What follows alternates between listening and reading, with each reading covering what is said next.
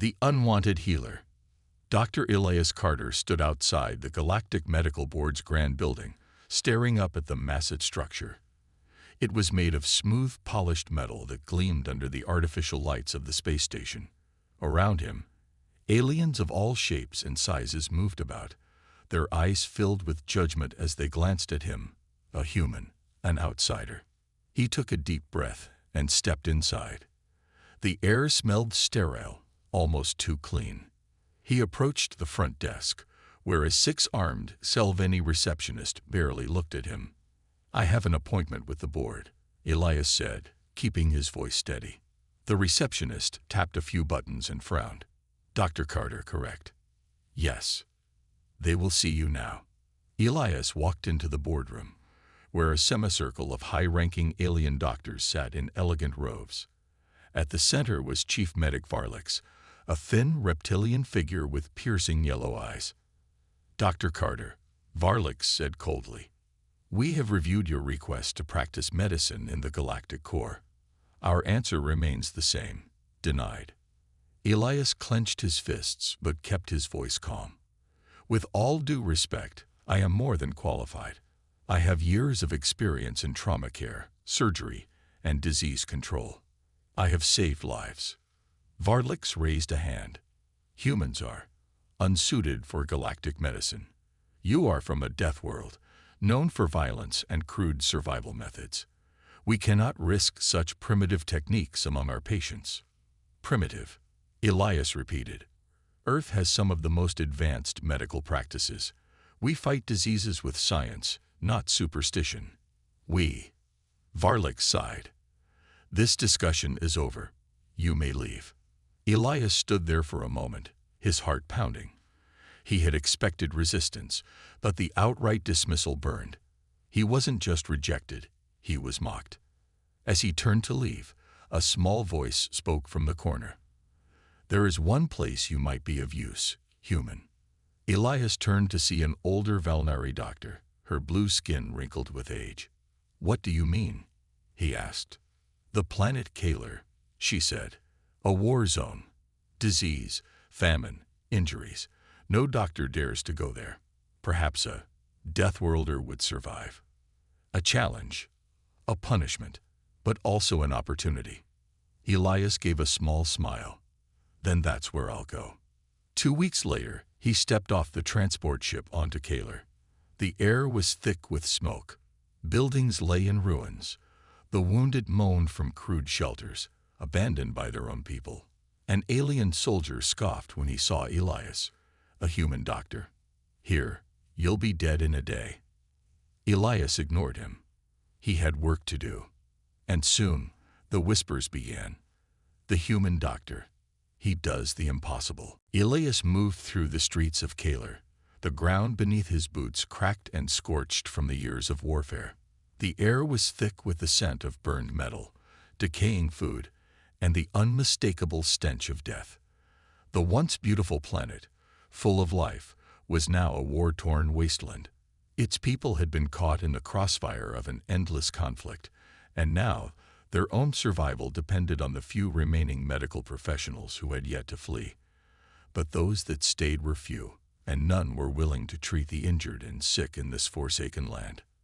The first patient Elias encountered was a young girl, barely 12 years old, her leg twisted at an unnatural angle, blood pooling around her as she lay on a makeshift cot.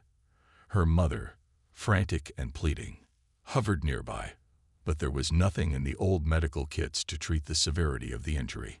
The local healer, a Valnari who had remained on Kaler for years, shook his head, his face grim. "We've done what we can. It's hopeless." Elias didn't hesitate. He knelt by the girl's side, the others watching in silence. He pulled out a small device from his bag, a medical tool that had been developed back on Earth, one of his own creations. It was a portable bioscanner, capable of detecting fractures, internal injuries, and even tracking the body's vital systems in real time. "Step aside," he ordered, his voice calm but firm. The healer gave him an incredulous look but obeyed. Elias worked quickly, using a combination of Earth techniques and alien methods he had learned during his brief training with the Galactic Federation. He set the girl's leg, using a specialized healing gel that was designed to bond with broken bones and accelerate healing. The pain was intense, but Elias worked swiftly, reassuring the girl in a calm voice as he applied the gel. Her mother watched in awe as Elias operated with a precision and confidence that was unlike anything she had seen from the other doctors. When he finished, the girl was able to sit up, her leg now in a secure brace, the pain visibly reduced. How is this possible?" the healer whispered, staring at the results. "Just some human ingenuity," Elias said with a grin. He glanced at the girl, who was smiling through her pain, her mother now crying tears of relief. The other onlookers began to murmur among themselves, their skepticism slowly turning into hope. Word spread quickly throughout the ruined city that a human doctor had arrived, a doctor who could do what no one else could. Soon, people began lining up outside the crumbling clinics, desperate for his help. But not everyone was pleased. In the higher levels of the Galactic Council, leaders from various species watched the reports from Kaler with growing concern. A human, a Deathworlder, was performing medical miracles on a planet that had been forsaken. It wasn't supposed to be possible. "We cannot allow this," Varlix, the head of the Galactic Medical Board, said coldly, his yellow eyes narrowing as he watched the footage of Elias working. "If the human is allowed to continue, it will undermine everything we've worked for. The galaxy cannot rely on their primitive methods." "But he's saving lives," another member of the council protested. "Isn't that the point?" "No," Varlix snapped. "The point is that humans are unpredictable. They don't follow the rules of our practices. What if his methods lead to more harm than good?" Meanwhile, on Kaler, Elias continued his work, gaining the trust of the people. He worked tirelessly day and night, treating patients with everything from broken limbs to advanced infections, performing surgeries that seemed almost impossible to the local doctors. But each life saved only added to the growing legend of the human doctor who could work miracles. One day, while treating a wounded soldier, Elias overheard a conversation between two local commanders. "Have you heard? The human doctor is changing the course of the war," one of them said. "His treatments are helping our fighters recover faster. It's like he's cheating death itself." Elias couldn't help but overhear and smile. But even as he treated the injured, a sense of unease began to settle in. He had learned to accept that the galaxy wasn't ready for humans, especially not in such a pivotal role. But he knew one thing for certain. This was just the beginning. He was no longer just a healer. He was becoming something more. A symbol of hope, a symbol of humanity's resilience. And even though the galaxy wasn't ready for what he had to offer, it was already too late. The legend of the human doctor had begun. And nothing could stop it now. Elias had expected resistance when he first arrived on Kaler, but nothing had prepared him for the wave of attention that followed. Every day, more people came to him for treatment. Soldiers, civilians, families. Everyone seemed to want a piece of the mysterious human doctor who had arrived out of nowhere and was saving lives with such astonishing skill. At first, it was just a few people, grateful for the healing he could provide. But as the days passed, the crowd outside his makeshift clinic grew. Word of his ability spread through the ranks of the soldiers, reaching every corner of the planet, from the war-torn cities to the battlefields. Elias didn't mind the attention. In fact, he welcomed it. But he was keenly aware of the situation's precariousness. The more people he healed, the more rumors circulated about his miraculous abilities.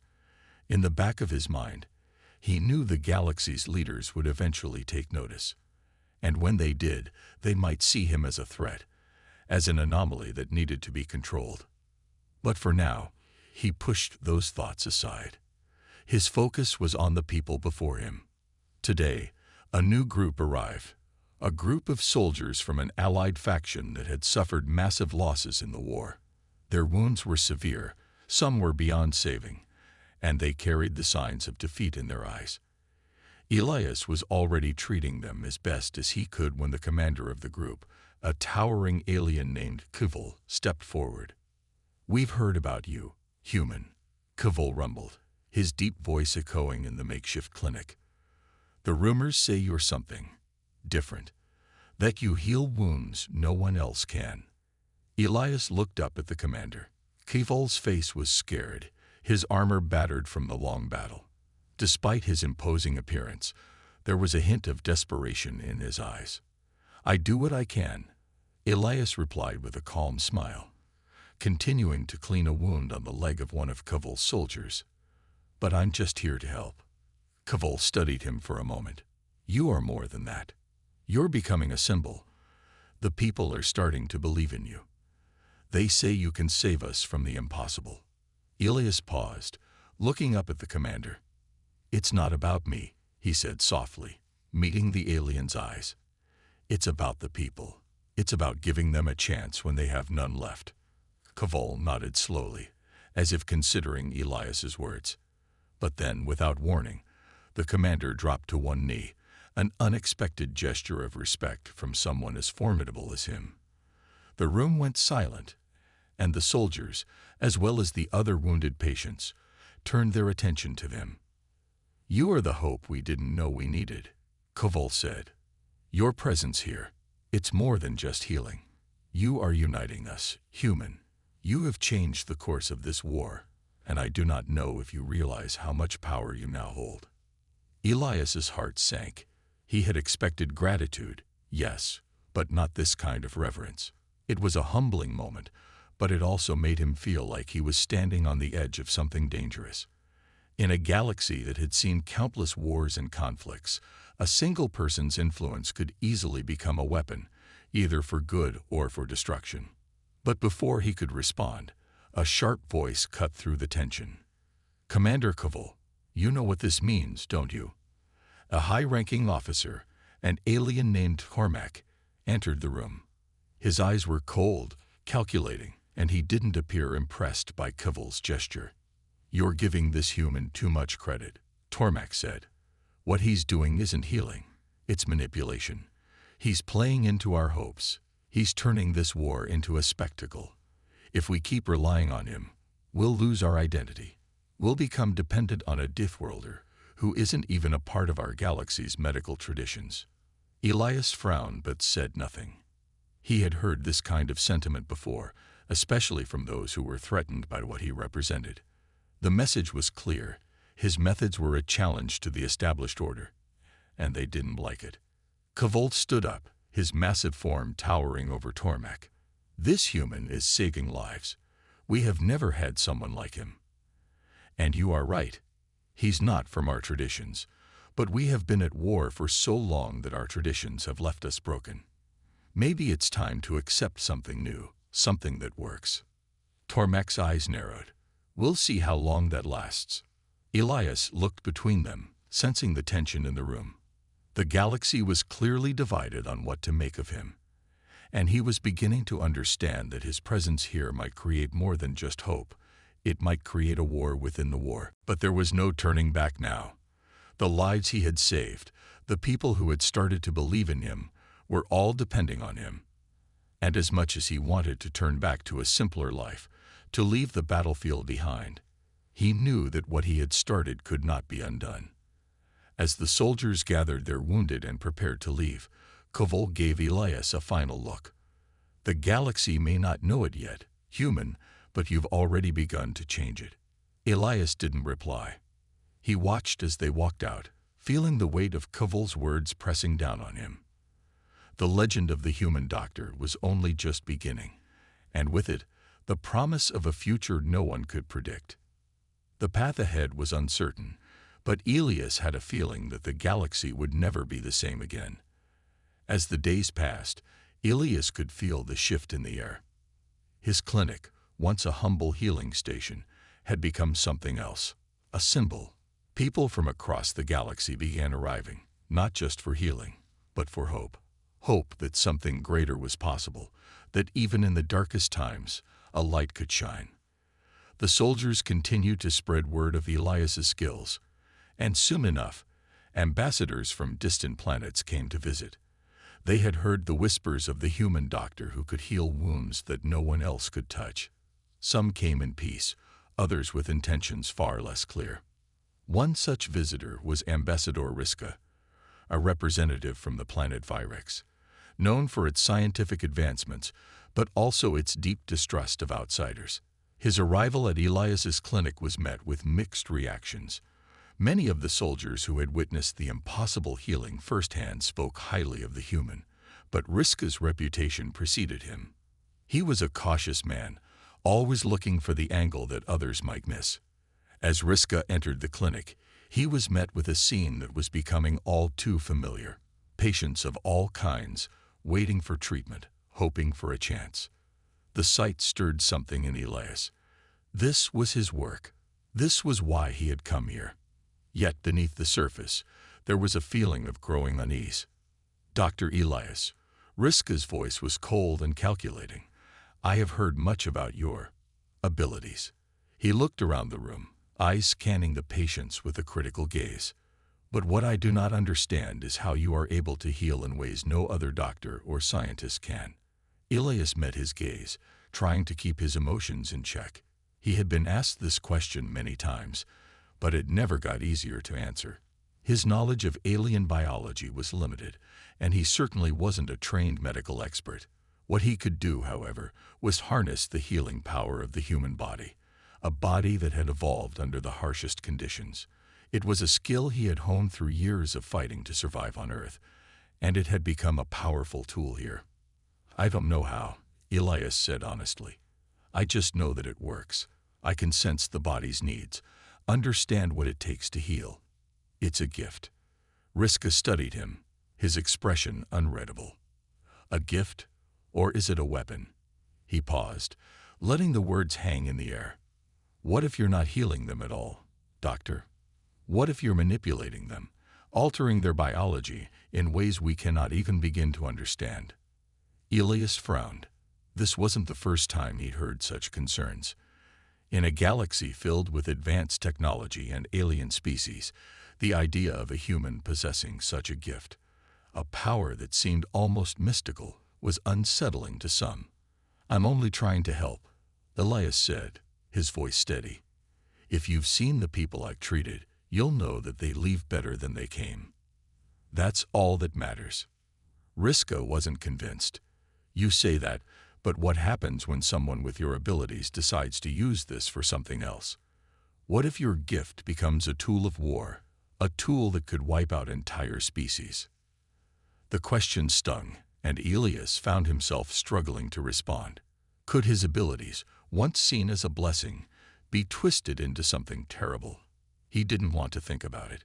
He was a healer, not a weapon. But as Riska's words lingered in his mind, Elias began to see the potential dangers of his newfound fame. If others could see his powers as a threat, what would stop them from trying to control him? Or worse, use him for their own gain? The ambassador turned to leave, but not before giving Elias one last piece of advice. Be careful, doctor. The galaxy is not as kind as you believe. And a gift like yours, it is never truly free. The words echoed in Elias's mind long after Riska had gone. He couldn't shake the feeling that something larger was at play, something he wasn't yet able to fully grasp. But as the days wore on, and more people sought him out, Elias knew that his journey was only just beginning. The consequences of his actions, the attention he had drawn, were becoming too great to ignore. And with each life he saved, the stakes grew higher. The galaxy was starting to change, and Elias couldn't escape the feeling that he was at the heart of it all. That night, as he sat alone in his clinic, Elias stared out at the stars. The peaceful stillness of the night felt like a stark contrast to the growing storm on the horizon. He had wanted to make a difference, to save lives, but now he was beginning to realize that sometimes the very act of saving could change the course of history. And in a galaxy as vast and unpredictable as this one, the ripples of his actions could reach farther than he could ever imagine. Days turned into weeks, and the flood of visitors to Elias's clinic did not slow down. If anything, it increased. What had started as a small group of soldiers and explorers seeking his help had now transformed into a steady stream of diplomats, ambassadors, and even military commanders. The reputation of the Deathworlder doctor who could heal the unhealable had spread far and wide across the galaxy. Elias had seen all kinds of injuries, wounds from the harshest of environments, diseases that no one had been able to cure, and broken bodies that seemed beyond repair. He had fixed them all. Yet with each life he saved, he couldn't help but wonder if his actions were only making things worse. Ambassador Riska's words echoed in his mind. What if your gift becomes a tool of war?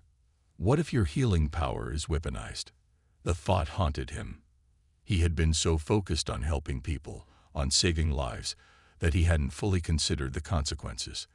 The galaxy was a dangerous place, and people would always seek to exploit any advantage they could. What if his healing abilities could be used to manipulate or control entire populations? One morning, as Elias worked on a particularly difficult case, a new visitor arrived. It wasn't uncommon for strange individuals to show up, but this one was different. The moment Elias saw him, a chill ran down his spine. The man was tall, with a cloak that seemed to absorb the light around him. His eyes, however, were what gave him away. Pale, cold, and calculating. He wasn't here for treatment. He was here for something else. The man introduced himself as Dr. Xuran, a high-ranking officer in the Intergalactic Council's medical division. He spoke with a smooth, practiced tone that carried an unsettling air of authority. "I've heard a great deal about your abilities, Dr. Elias," he said, his eyes scanning the clinic. "I have come to discuss an opportunity." Elias was cautious. He had met many people seeking his skills, but something about this man felt different. There was no warmth in his presence, no genuine concern. Only cold, calculating interest. "What kind of opportunity?" Elias asked, trying to mask his suspicion. Dr. Xuran smiled, but it was not a friendly smile. "I represent the Council," he said. "We are very interested in your abilities. You see, there are many situations in this galaxy where medical resources are scarce. Many lives could be saved if we had access to your unique skills.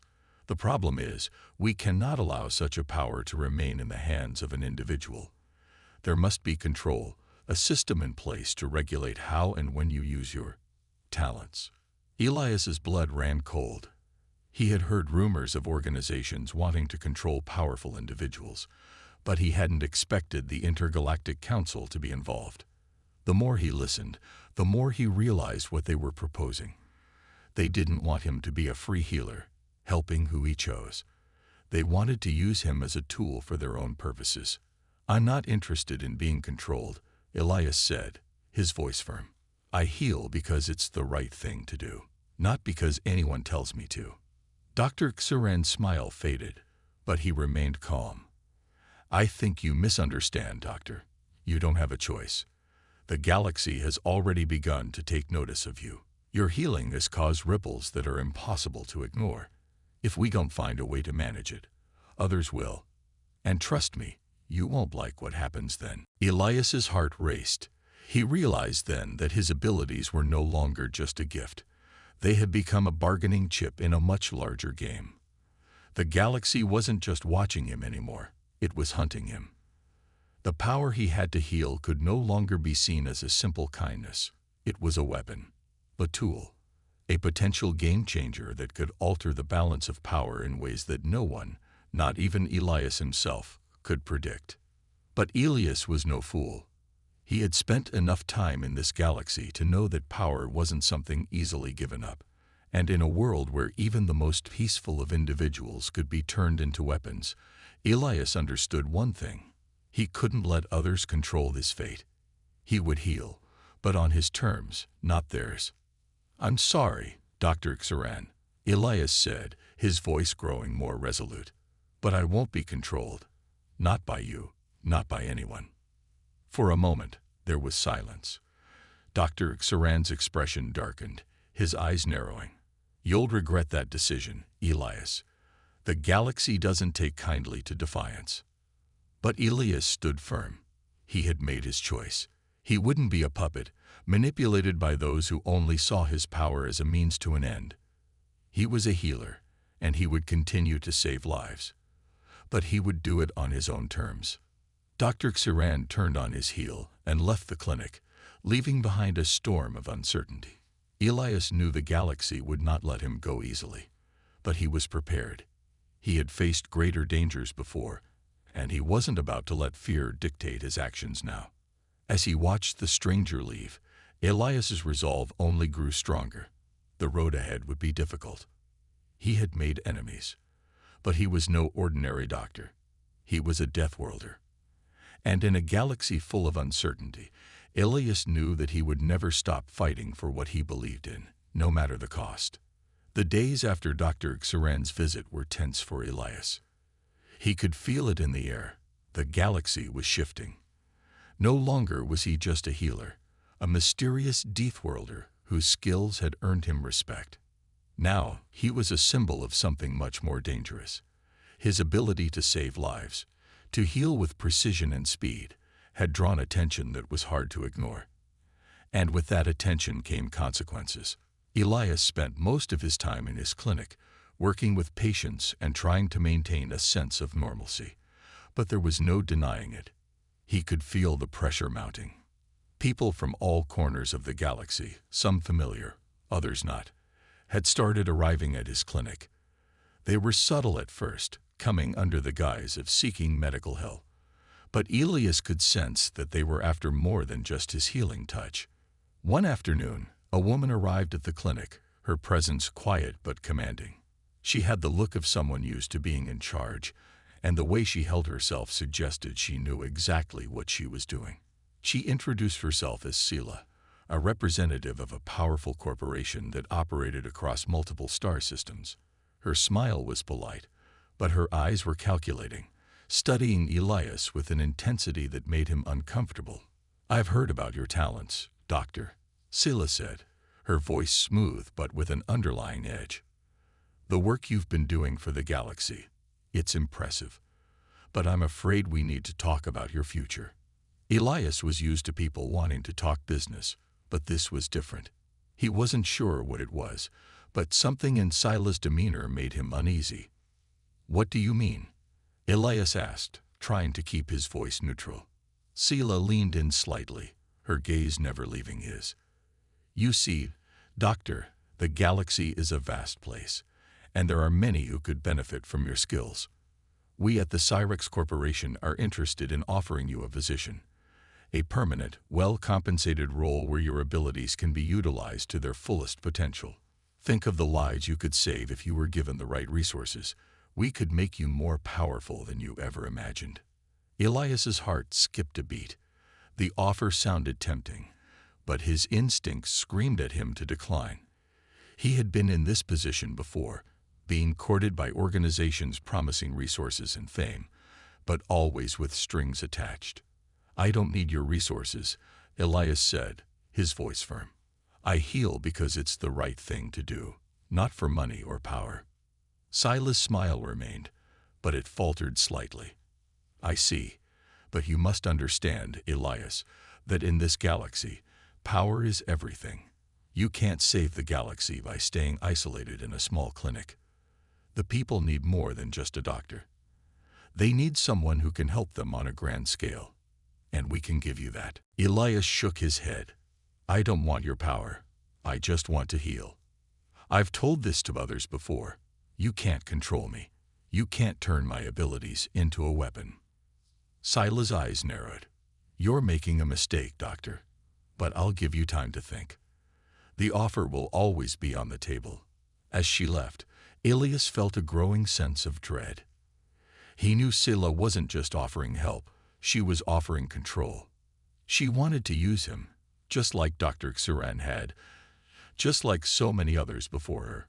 But what frightened him more than anything was the realization that she wasn't alone.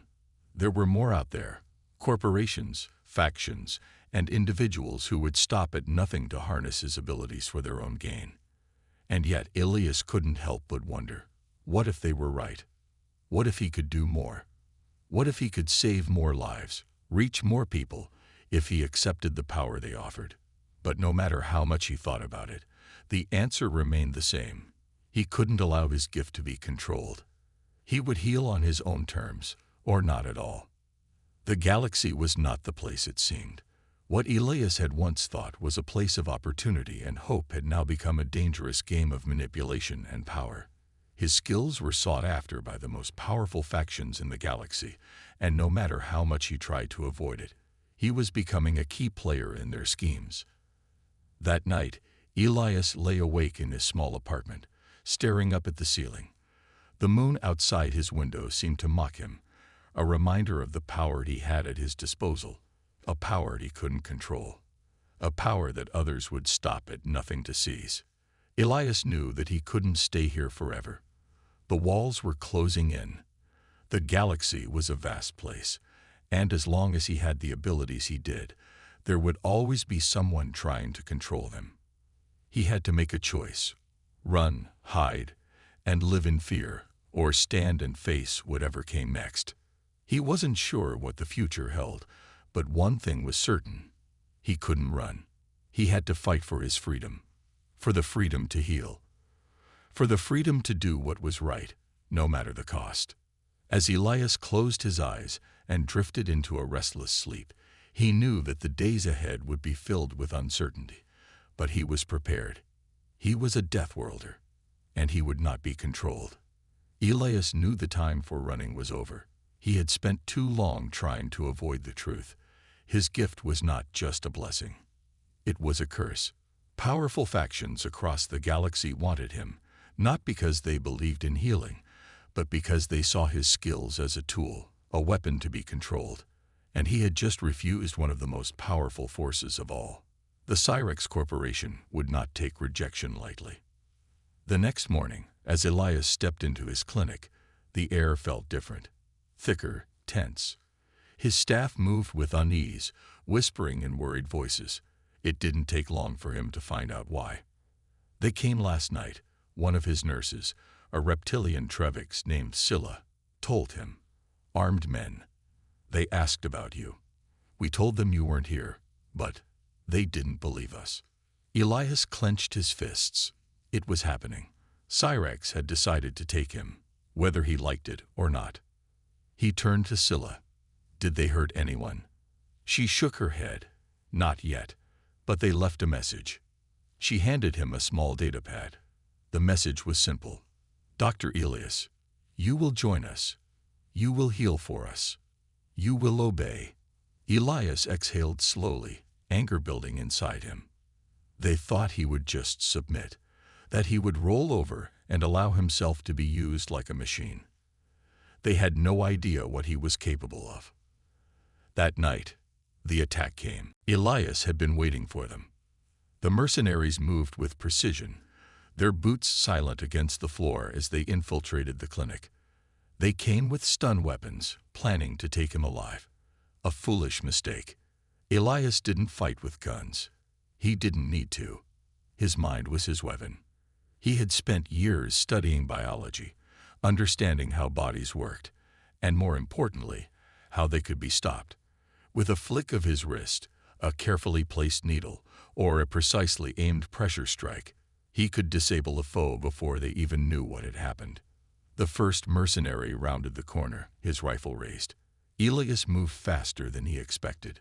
A sharp jab to the side of the neck, and the soldier collapsed, his nervous system overloaded. The second one turned, trying to react, but Elias had already thrown a small vial at his face. A fine mist burst from the glass, entering his lungs. Within seconds, his muscles locked up. He fell to the ground, unable to move. One by one, they fell. Elias didn't kill. He didn't have to. But by the time he was done, every attacker lay unconscious, their bodies temporarily paralyzed. They would wake up in a few hours, confused, disoriented, and defeated. But Elias wasn't done. He grabbed the leader's communicator, his voice calm but deadly as he spoke into it. You wanted me, Scylla. Come get me yourself. Scylla arrived within the hour, stepping into the clinic with an air of confidence. Her guards flanked her, their weapons ready. But Elias stood tall, unshaken. She sighed, shaking her head. "You could have made this easy, Doctor." Elias crossed his arms. "You don't own me. You don't control me." Sela smirked. "No. Then what do you think happens now? You're one man, Elias. You can't fight the entire galaxy." Elias took a step closer, his voice dangerously quiet. "I don't have to. The galaxy already knows who I am. I save lives. I heal the sick. But if you come after me again, I will make sure the entire universe sees what you really are." Sila's smile faltered. She knew the truth. Elias wasn't just a doctor anymore. He was a symbol. People across the stars whispered his name, not just as a healer, but as a force that could not be controlled. Finally, she sighed. "You win this round, Doctor. But this isn't over." She turned and left, her guards following. Elias knew she wasn't lying. This wasn't over. But he wasn't afraid. He was Elias, the Deathworlder doctor. The galaxy had tried to use him, tried to break him. They had failed. And now, the real fight was about to begin.